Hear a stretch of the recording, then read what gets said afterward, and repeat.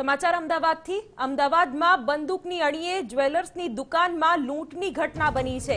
Nikol Umiya circle પાસે વિરલ જ્વેલર્સમાં લૂંટ થઈ છે।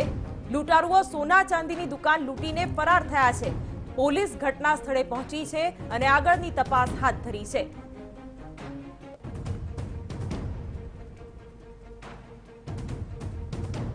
અમદાવાદમાં બંદૂકની અણીએ જ્વેલર્સની દુકાનમાં લૂંટની ઘટના, જેમાં નિકોલ ઉમિયા સર્કલ પાસે વિરલ જ્વેલર્સ નામનું જે દુકાન છે ત્યાં લૂંટ થઈ છે। લૂંટારુઓ સોના ચાંદીની દુકાન લૂંટીને ફરાર થઈ ગયા છે। હાલ પોલીસ ઘટના સ્થળે પહોંચી છે અને ચોક્કસ દિશામાં તપાસ પણ હાથ ધરી છે। બંદૂકની અણીએ જ્વેલર્સની દુકાનમાં લૂંટ થઈ છે।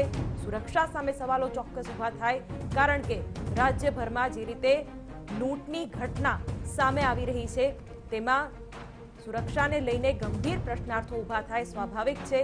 હાલ જો કે પોલીસ ઘટના સ્થળે પહોંચી છે અને આખી ઘટના વિશે તપાસ પણ હાથ ધરવામાં આવી છે। બંદૂકની અણીએ નિકોલ સ્થિત ઉમિયા સર્કલ પાસે વિરલ જ્વેલર્સમાં લૂંટની ઘટના, સોના ચાંદીની દુકાન લૂંટીને લૂંટારુઓ ફરાર થઈ ગયા છે અને પોલીસ પણ હાલ ઘટના સ્થળે પહોંચી છે।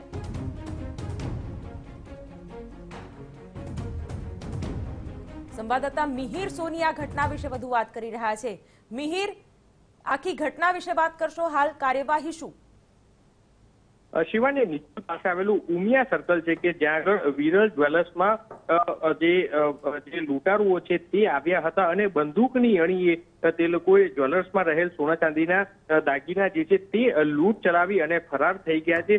હાલ તો નિકોલ પોલીસ સહિત ઉચ્ચ અધિકારીઓ છે કે ઘટના સ્થળે પહોંચ્યા છે, ત્યારે લૂંટારુઓ છે કે જે તેને પકડવા માટે શહેરભરમાં જે નાકાબંધી છે તે પણ અત્યારે હાલ ગોઠવી દેવામાં આવી છે। હાલ પોલીસ દ્વારા તો બાઇક ઉપર આવેલા જે લૂંટારુઓ હતા કે જે કઈ દિશામાં ભાગ્યા છે તેને લઈને હાલ તપાસ શરૂ કરી છે। ત્યારે શિવાની, 31મી ડિસેમ્બરથી લઈ અને નવું વર્ષ શરૂ થયું ને ત્યારથી જ પૂર્વ વિસ્તારમાં લૂંટ, મારામારી, હત્યા અને કરોડો રૂપિયાની લૂંટ જેવા ગુના છે કે જે દિવસભર થઈ રહ્યા છે। એટલે કે દરરોજ એક મોટો ગુનો છે કે જે અમદાવાદના પૂર્વ વિસ્તારમાં થઈ રહ્યો છે। એટલે ક્યાંક ને ક્યાંક પોલીસની કામગીરી ઉપર અનેક સવાલો ઉભા થઈ રહ્યા છે।